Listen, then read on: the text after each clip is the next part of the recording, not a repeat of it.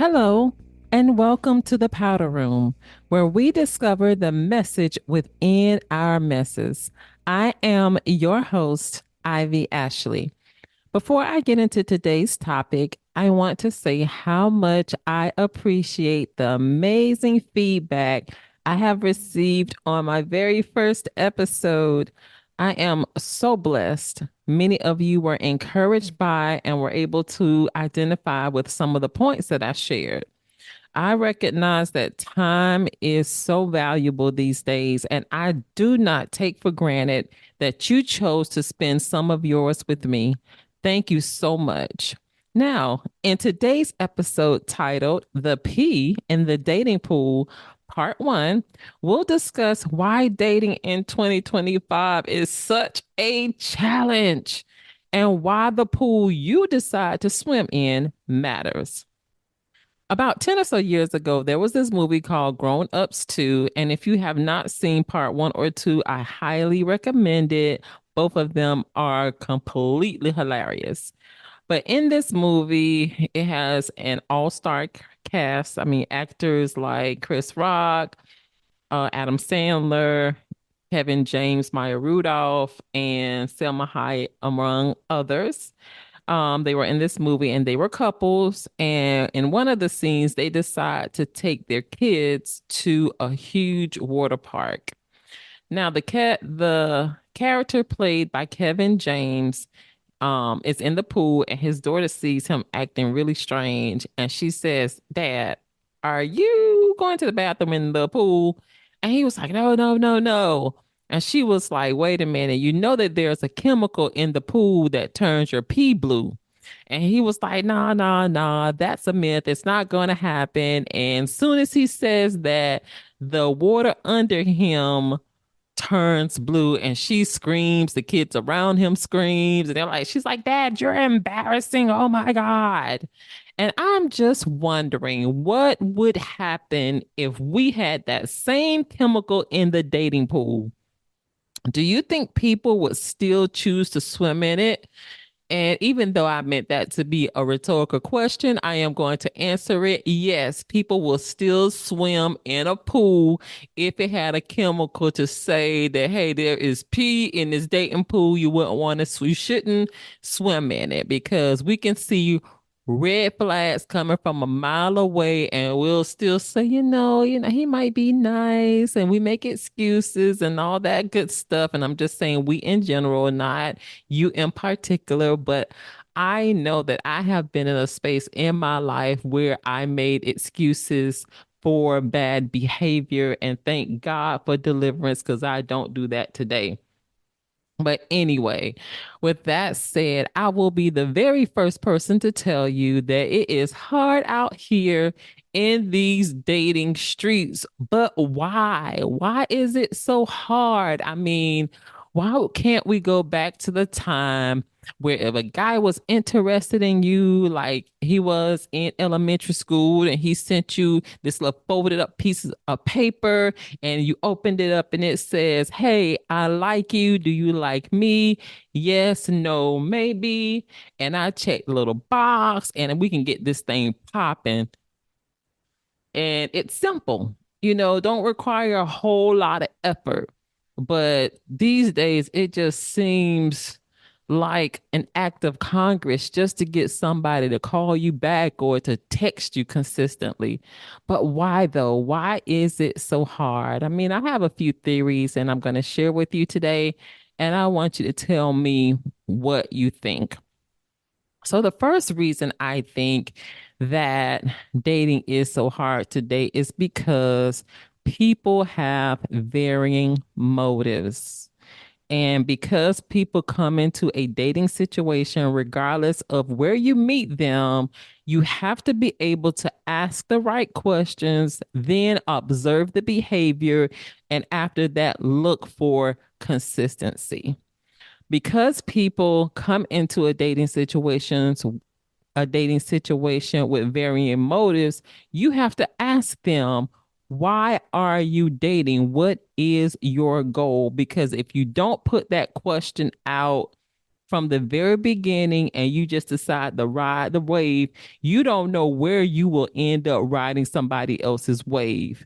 Because people, I find, when you ask the right questions, most of the time they will give you the right answer. Now, if you don't like the answer that they give you, it's on you, but it's their truth.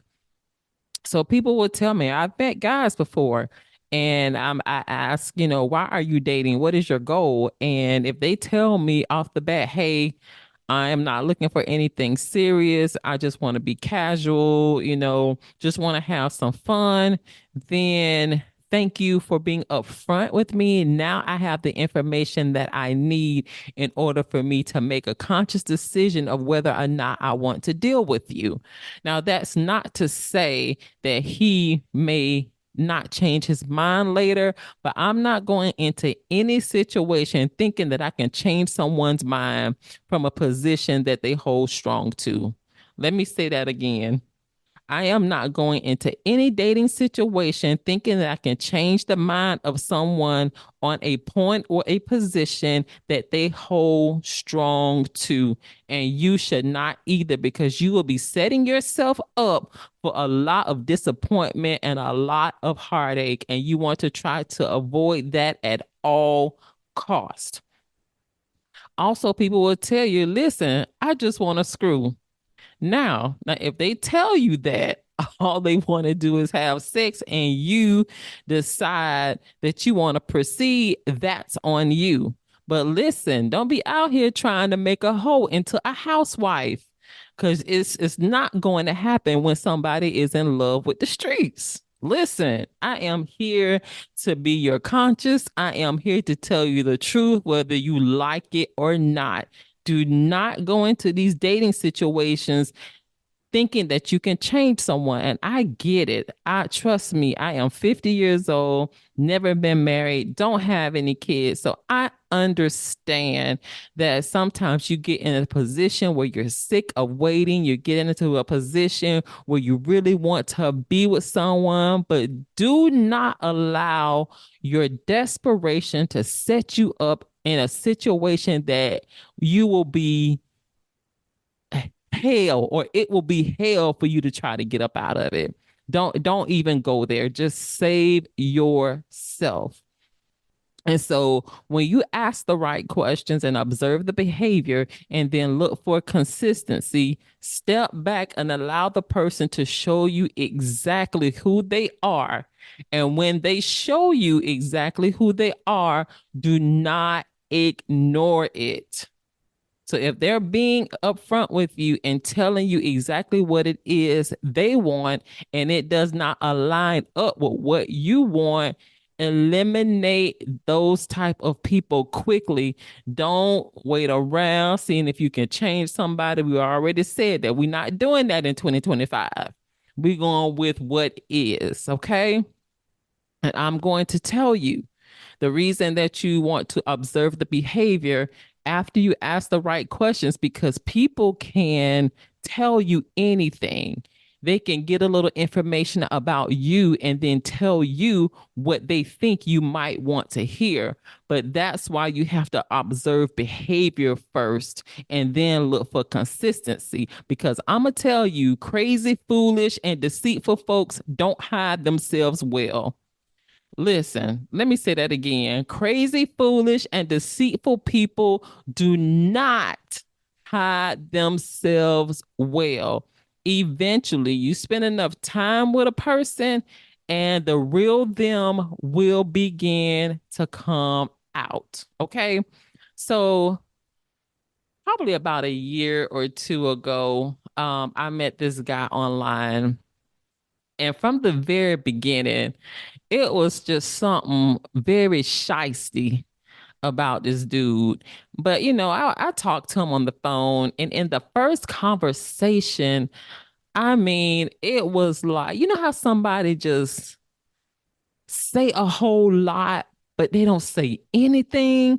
I'm just like, every conversation that we had, every topic that we talked about, he appeared to be a master of whatever we were talking about. And then he wanted to make it appear like we had some of the same interests or had experienced some of the same things. So, for instance, I told him, like, yeah, I like to write. Oh, you like to write? Oh, I write too. And I had to share some of my stuff with you and blah, blah, blah, blah. Then the next thing I shared with him is how I used to, I won't say I used to be a minister. I still am a minister, but my pulpit is just different. And he was like, you a minister to my, I have my license. I said, no, it ain't no way that everything I say I do or I have experience in, you just out of nowhere, you have the same experience. Nah. And then, y'all, I found out in just talking to him that we stayed in the same apartment complex. How crazy is that? He was like, "Oh my God, you stay in the same complex." He said, "Come downstairs. I'm gonna meet you." I said, "Absolutely not." And I will not let you know where I live. That is a huge no. I'm like, dude, are you crazy? I don't know you. So, needless to say, that little interaction was over before it even started good. So, like I said, crazy, foolish, and deceitful folks don't hide themselves well. Pay attention, ask the right questions, observe the behavior, and look for consistency. Okay. So, the very first reason I gave why it's so hard to date is people have varying motives. The second reason I believe that dating is just so much harder these days is people are not upfront with who they are and what they want. Oh my goodness. And I'm going to tell you, like, it is normal that when you first meet somebody that you kind of hold things back a little and not, put everything out there from the very beginning. But I'm going to tell you that you cannot have an authentic connection when you show up as your representative. Listen, let me say that again. You cannot have an authentic connection when you show up as your representative. I know for me, with what I've been through in my life, dating and having relationships, listen, I don't have the bandwidth or the time or the attention to detail that it would take for me to show up as anybody else but Ivy. I know people do it all the time and they pretend. I just don't have time for that. Again, if you want an authentic connection, you have to show up as yourself and not as your representative. Okay, so that's part one. Show up as yourself. So another part of people are not, upfront with who they are and what they want is, I believe, sometimes people think that if you, give up too much too soon, then that person will attempt to become what it is that you say you want. And then you really don't know if you have an authentic connection or not. And again, I tell you, listen to what the person says, but observe what they do. And when those actions are not aligning with those conversations or those promises, then you know that you are dealing with somebody who's being deceitful or somebody who's a liar, and cut the cord really, really, really quick. I ran into something that was very interesting a couple days ago, and I found it very, very interesting. And it was a statistic regarding 70% of divorces are filed by women. And the reasons the statistic gave that women filed for divorce was these few things. So she was dissatisfied in the marriage. Um, She lacked emotional support from her husband. The domestic responsibilities in the household were unbalanced. And I just found this very, very interesting that these would be the reasons why women would file for divorce. And I was like, what would be the core of the reason why somebody would file for the divorce for these reasons? Could it be that they married a stranger and they didn't make their needs clear from the very beginning? Is it a possibility?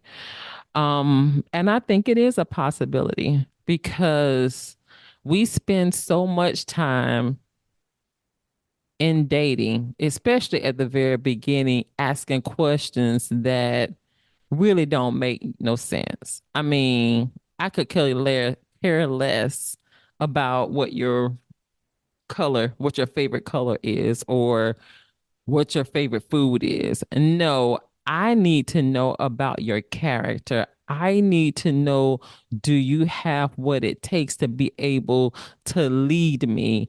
I need to know, do you even know what leadership is? I need to know, do you want to be married, or do you want to be a forever player, or do you want to, have a life partner? I mean, I'm not on that life partner train. I wants to be married. So, that's another thing. You have to be clear about what your expectations are from the very beginning.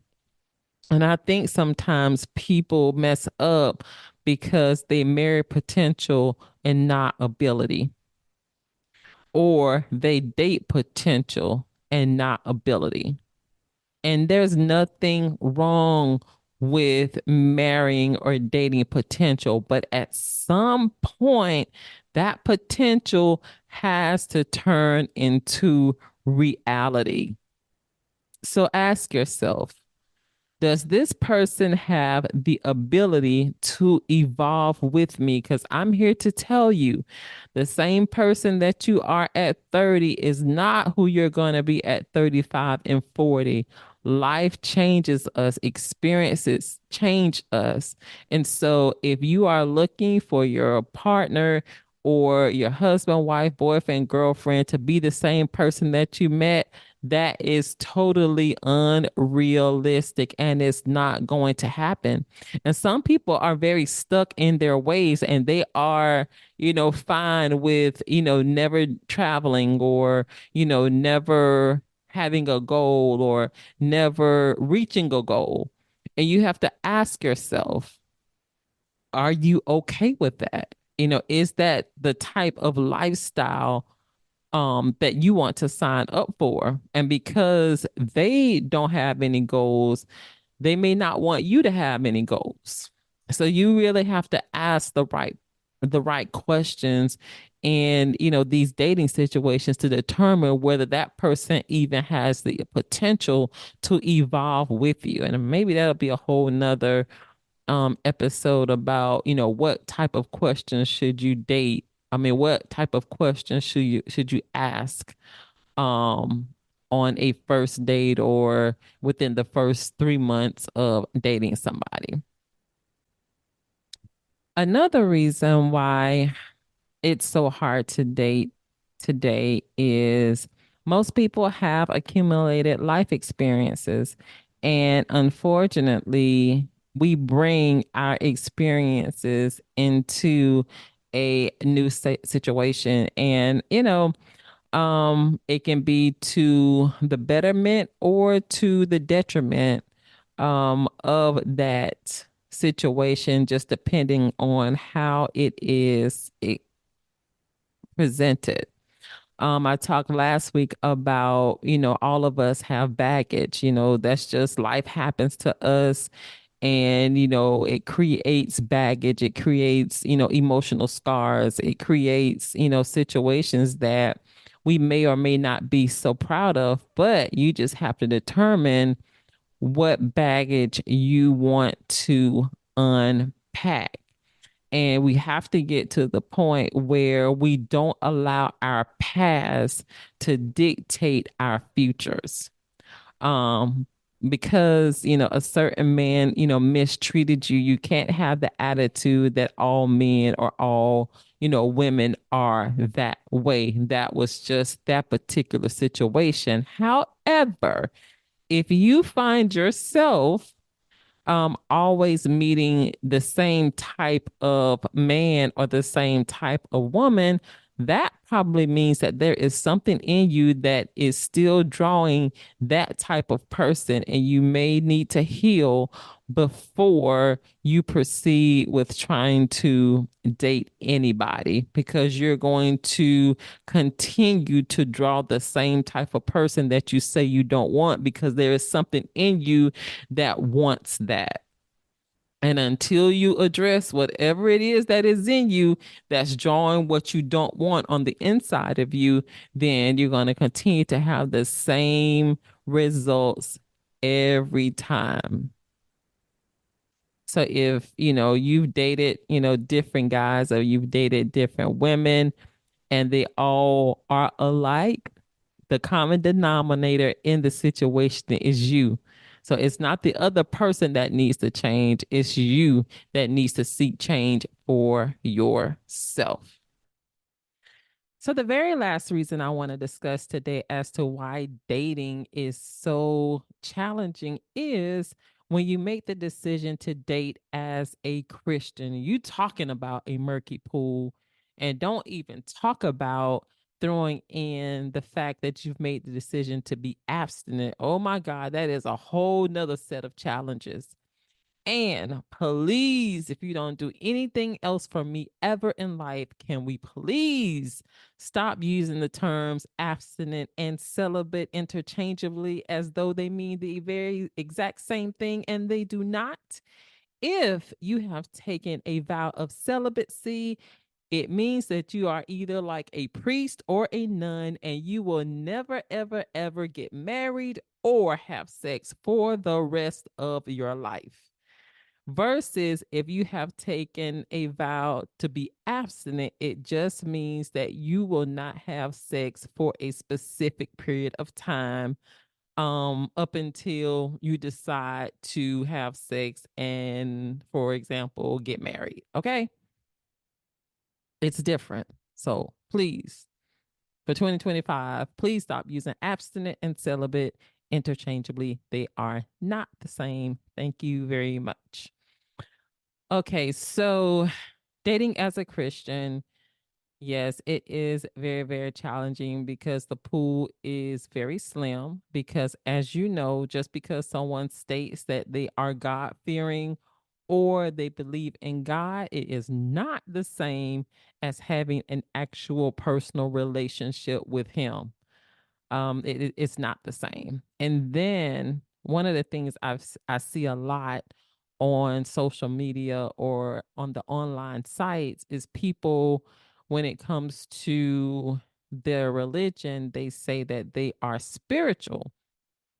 And when I see that, I don't assume that they are talking about the Holy Spirit. I ask a question, please, can you tell me, what does it mean for you to be spiritual? Because I need to know if you're burning sage at night, if you're rubbing crystals together, are you performing seances in the woods? I need to know what being spiritual is to you. What does that mean?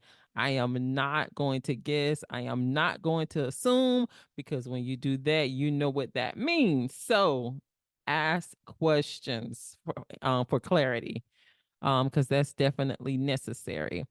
Also, you would think that there will be a great pool of candidates, potentials in church, but just because someone is in church does not necessarily mean that they are in God. So listen, you have to make that distinction again and go back to what I said at the very beginning of this discussion. Ask the right questions, observe the behavior, and then look for consistency. That goes for the people in the church as well, because I am here to tell you that the form of godliness is real, and we have to look beyond the gift, we have to look beyond the talents, we have to look beyond the works, and rely on the Holy Spirit to be the teacher and the comforter that He is on the inside of us, and not lean into our own understanding. He is here not to make us shout, not to make us run, not to just make us cry, but for He is here to be our guide. And we need to allow the Holy Spirit to do that for us. Amen. Somebody kind of went off in like a little preaching tangent. I didn't mean to do that, but hey, when it's in you, it's gonna come out of you. Now that we've discussed why it is so challenging to date in 2025, let's get into talking a little bit more about this dating pool. And when I say the term dating pool, I simply mean a group of people available and open to dating. But please remember that just because someone is available does not mean that they are qualified. Let me say that again. I'm dropping a lot of nuggets on y'all today. Listen, just because someone is available does not mean that they are qualified. And that is the whole point of dating, is to wade through the available to get to the qualified. Dating means collecting data. And so when you are exposed to these different dating pools, you are collecting data to determine who is available versus who is qualified to even move to the next steps. Okay. And with that said, the pool type does matter, because there are a whole lot of dating pools, and every pool that you come into contact with ain't meant for you to swim in. Yes, the English major in me did say ain't, and I meant what I said. Okay. These dating pools are full of preferences and non negotiables. Just in case you need me to reiterate, preferences are things that are nice to have. Non negotiables are things you refuse to live without. And I think in these days and times, so many people get confused and think that their non negotiables are preferences and their preferences are non negotiables. No, you can live without somebody being 6 feet, but you cannot live without someone having God in their life. At least I can't. Mentioned that before, that my man having God in his life and having a relationship with him is a non negotiable for me. So you have to determine and make a distinction between your preferences and your non negotiables. And let me say this, there is nothing wrong with having preferences, but don't make the mistake of highlighting your preferences and minimizing your non-negotiables. Okay. That's very, very important. And I think that's a whole nother topic altogether. Now, the types of dating pools. Let's talk about that for a little bit. So, these are the places where you may be able to meet potentials. So, the first pool is online pool. So, you have your dating apps, you have social media, your Facebook, Instagram, your DMs, LinkedIn. So, all of these places are viable sources in order for you to meet a potential date. I've used several different apps, and there are things that I do when I use apps that kind of make me weed people out immediately. Like, okay, don't judge me for this. Oh, you can judge me, I don't care. But I'll go through people's profiles, and number one, if you don't have a picture, I automatically delete. Or you got a picture of a dog or a picture of a cartoon character. Listen, nobody has time for that at this age and stage. So you automatically eliminate yourself. Now, I have had um people of other races to approach me, and I swear, anytime I see a Confederate flag, you immediately eliminate yourself because it's just something on the inside of me that thinks that you may slip up and call me the N word, and I'm not going to fare too well in that situation. So in order for me to avoid that at all costs, we just not going, talk to somebody who got a Confederate flag flying, in their front yard. So there's specific things that you can look for on these different websites and looking on people's profiles. There are telltale signs like don't even waste your time. So you have the online pool, you have the social pool, which is like networking events or even having a mutual connection or a mutual friendship. So maybe, your cousin knows somebody at his job that he thinks, may be a good connection for you, or your best friend's um cousin, or his auntie, her auntie or uncle or somebody. So it's always good to meet people because you have a form of reference there, somebody who knows the character of this person, so it's not like you're meeting somebody blind.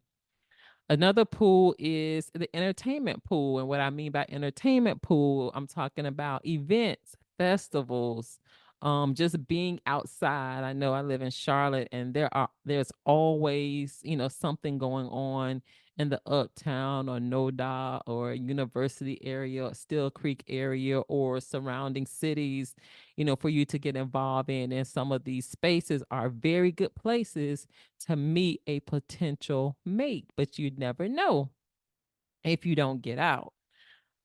Also, the Christian pool. So we already talked about um, sometimes being a Christian, it's challenging meeting people, but don't knock out meeting people in church or conferences or seminars or concerts. Again, dating is collecting data, and every potential date is not a mate. Okay. Every date is not a potential mate.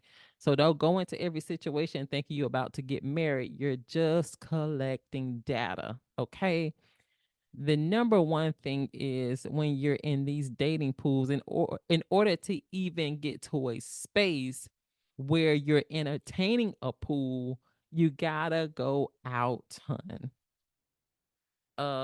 Listen, it is time out for sitting at home chanting that you waiting on God, because you're waiting on God, but he's waiting on you. So sometimes we have to put ourselves in a position to be found. And if you are just home Netflixing and chilling by yourself, you're never going to find someone, okay?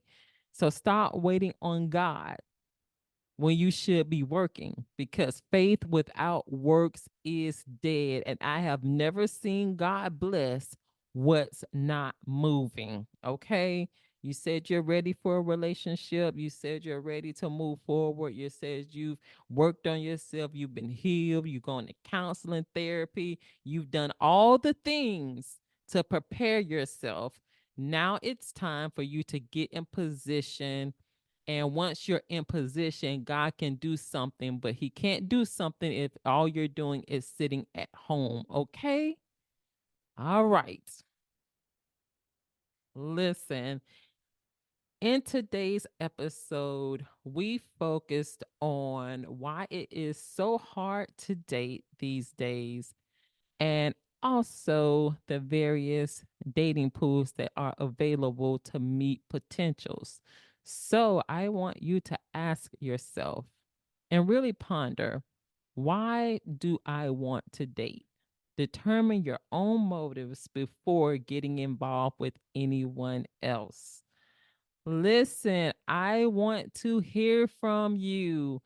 I'm open to constructive feedback. I want you to share your stories. I want you to follow me on social media. I want you to send me emails. I want to hear from you. I'm excited. I can be found on Instagram and Facebook at the only Ivy Ashley. And you can email me at consultivya@gmail.com. That's consultiva@gmail.com. Join me next week where we'll dive into part 2 of the P in the dating pool, and we will specifically talk about what the P is and how to date without drowning in the mess. This is your host, Ivy Ashley. Thank you so much for joining me today in the Potter Room. Take care.